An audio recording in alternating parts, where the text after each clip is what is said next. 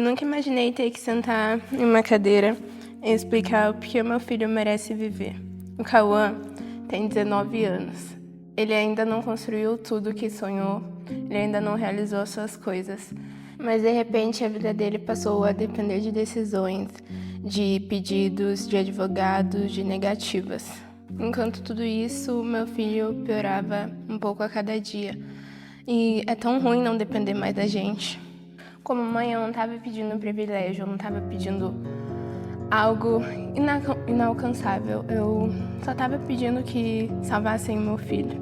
O Cauã não recusou viver, ele recusou violar a sua fé. E tem uma diferença muito grande entre desistir da vida e não ferir os seus princípios. Esta é a história de Cauã, um jovem de apenas 19 anos, diagnosticado com leucemia. Ele recusou o tratamento de transfusão de sangue por convicção religiosa. Com isso, buscou a sua família para achar um outro meio para não afetar a sua fé. Mas a pergunta desse documentário é um pouco maior. Quando a religião de um paciente impede determinado procedimento médico, até onde vai o dever do Estado para garantir um tratamento alternativo ao SUS? Eu sei que muita gente pode não entender, mas para mim, a minha fé não é uma parte separada da minha vida. Ela faz parte de quem eu sou. Estou pedindo uma chance de viver sem trair a minha consciência. Quando a Emily me procurou, ela não chegou falando em processo, decisão judicial, Constituição. Ela chegou como mãe. E uma pergunta dela foi muito simples, mas muito dolorosa. Doutor, eles estão dizendo que a fé que eu ensinei ao meu filho vai matá-lo? E foi naquele momento que eu entendi que nós não estamos falando apenas sobre um procedimento médico. Nós estamos falando de dignidade, liberdade religiosa, consciência. Estamos falando sobre direitos fundamentais e garantias que não podem ser quebradas. A fé não é o detalhe na vida de uma pessoa. Para quem crê, a consciência é sagrada. O Cauã não está rejeitando a medicina, ele está procurando um tratamento que respeite ele por completo, o corpo, a alma e o espírito dele. Cauã não se tornou apenas um paciente, tornou-se o rosto de uma pergunta que o Estado, a medicina e o direito precisam responder. É possível proteger a vida sem destruir a fé? Quando falamos de leucemia, falamos de uma doença grave, agressiva e que exige resposta rápida. O tempo nesses casos não é apenas um detalhe, o tempo pode mudar completamente o rumo do tratamento. Em muitos protocolos médicos, a transfusão de sangue aparece como uma medida importante de suporte. Porém, isso não significa que a medicina se resume a uma única alternativa. Existem estratégias terapêuticas que buscam reduzir ou evitar o uso de sangue, desde que sejam tecnicamente viáveis, seguras e compatíveis com o quadro clínico de cada paciente. Eu aprendi que o hospital tem um som diferente. Tem o som de passos, dos aparelhos, das portas abrindo, dos médicos falando baixinho. Mas o pior som é o do silêncio. Teve um dia que ele segurou minha mão e falou: "Mãe, eu não quero morrer." Aquilo acabou comigo. Porque meu filho não estava desistindo de viver. Ele estava pedindo outra solução, a solução que ele não tivesse que recusar sua fé. Quando um direito fundamental está na Constituição, ele não existe apenas para ser citado. Ele existe para produzir efeito na vida real. A Constituição não protege direitos só quando é fácil. Protege justamente quando há esse conflito. Há uma urgência, uma vulnerabilidade. Por isso, não basta reconhecer que Cauã tem o direito à sua convicção. É preciso garantir que esse direito tenha consequência prática. O Estado não pode transformar uma garantia constitucional em uma formalidade sem efeito, porque direito que está escrito, mas não é respeitado, deixa de proteger. E o papel da Justiça é impedir que a Constituição fique apenas no papel. O Supremo Tribunal Federal, no tema 952, enfrentou esse conflito. De um lado, o dever de proteger a vida, de outro, o direito de uma pessoa maior, capaz, consciente, a recusar determinado procedimento médico por convicção religiosa. A resposta do Supremo foi extremamente clara. A recusa à transfusão de sangue, quando livre, informada e esclarecida, deve ser respeitada. Isso não significa escolher a morte, significa exercer a autonomia sobre o próprio corpo e afirmar que a vida também precisa ser preservada com consciência, fé e coerência. A recusa não autoriza o abandono, Se houver alternativa terapêutica disponível, segura e adequada, o poder público deve buscar esse caminho, inclusive pelo SUS.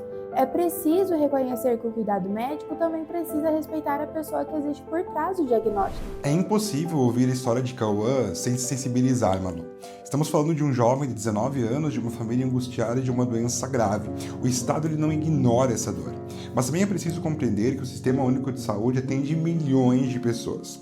O SUS ele é baseado na universalidade, na igualdade e na responsabilidade na administração dos recursos públicos. Quando o poder público analisa um pedido de tratamento alternativo, ele precisa observar critérios técnicos. Não basta que o paciente prefira um procedimento. É necessário verificar se o tratamento é seguro, se é adequado ao caso, se está disponível, se possui respaldo médico e se é compatível com a estrutura do sistema. Malu, a liberdade religiosa deve ser respeitada, eu concordo. Porém, isso não significa que todo tratamento alternativo, especialmente quando mais caro ou mais complexo, deva ser custeado automaticamente pelo Estado.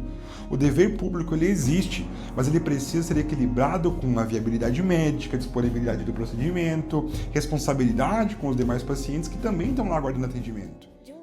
Lohane defende a fé de Cauã, que não pode ser usada como motivo para negar o tratamento. Para ela, o Estado deve buscar e respeitar a autonomia do paciente e buscar uma alternativa terapêutica possível. De outro lado, Vitor sustenta que o poder público não pode agir sem critérios, pois o SUS precisa atender toda a coletividade, com recursos limitados e responsabilidade administrativa. Entre esses dois pontos está o Cauã, um jovem que não quer morrer, mas também não quer violar sua crença. O Estado tem razão quando fala em critérios, mas perde a razão quando usa esses critérios em justificativa para inércia. Burocracia não pode ocupar o lugar na Constituição, e a demora em casos como este de Cauã não é neutra. Quando um paciente que piora a cada dia recebe essa omissão, ela também produz efeitos. Às vezes, uma resposta tardia equivale a uma resposta inútil. Esse caso não fala apenas de Cauã, ele fala sobre todos aqueles que em algum momento precisam escolher entre serem ouvidos ou serem atropelados por um sistema que trata a consciência como um obstáculo. A igualdade verdadeira não é tratar todos da mesma forma. A igualdade verdadeira é reconhecer quando uma pessoa está em uma situação diferente e ela precisa de uma resposta diferente. Entendimento. O Estado não pode ignorar a condição religiosa do paciente, isso é verdade. Mas também não pode tomar decisões baseadas apenas em emoção do caso concreto.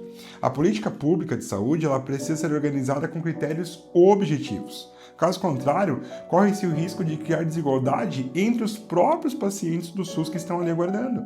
Por isso, a análise ela deve considerar urgência, viabilidade do tratamento, indicação médica, a existência de uma alternativa disponível e a impossibilidade financeira do próprio paciente custear. O desafio é justamente esse: respeitar a liberdade individual sem comprometer a organização coletiva do nosso sistema. Como mãe, eu não estava pedindo um privilégio, eu não estava pedindo algo impossível. Eu só queria que olhassem para o meu filho como uma vida, não como um custo, não como um processo, não como um problema. A obra Luta pelo Direito ensina que quando uma pessoa abandona a defesa do próprio direito, ela enfraquece o direito de todos. Por isso a resistência do Cauã não é apenas individual, é um grito coletivo. É um basta contra a violência e a liberdade religiosa, um basta a ideia de que a fé pode ser ignorada quando incomoda um protocolo, um basta a tentativa de transformar uma convicção legítima em um motivo de exclusão de cuidado. O tratamento alternativo não deve ser visto como privilégio, deve ser compreendido como uma forma de compatibilizar o dever da proteção com o respeito à dignidade da pessoa humana. Cauã está reafirmando que nenhum direito fundamental pode existir apenas no papel. Muita gente olha para a decisão como a do Cauã e pergunta, por que simplesmente ela não pode ser aceita? Mas essa pergunta simplesmente nasce de quem não entende o peso da consciência. Para uma pessoa de fé, não existe vida plena quando você é obrigado a revogar a sua crença. O Cauã ele não rejeitou os profissionais da saúde, não rejeitou os cuidados médicos. Ele simplesmente disse, eu quero ser tratado sem ferir a minha fé. Isso deveria ser tratado com respeito e não como julgamento por parte de outras pessoas, no caso. Do ponto de vista médico, cada caso precisa ser analisado com responsabilidade. Nenhum tratamento pode ser escolhido apenas por vontade, sem segurança e sem indicação técnica. Mas também é verdade que o cuidado em saúde precisa considerar o paciente como pessoa. Quando há alternativas possíveis, a equipe médica e o sistema de saúde devem buscar caminhos que preservem a vida sem desconsiderar completamente os valores do paciente. A medicina não deve impor medo, ela deve construir confiança.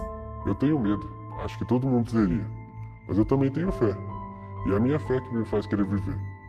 Ela me dá força para continuar tentando viver. Às vezes parece que as pessoas acham que porque eu digo não à transfusão, eu estou dizendo não para a minha vida.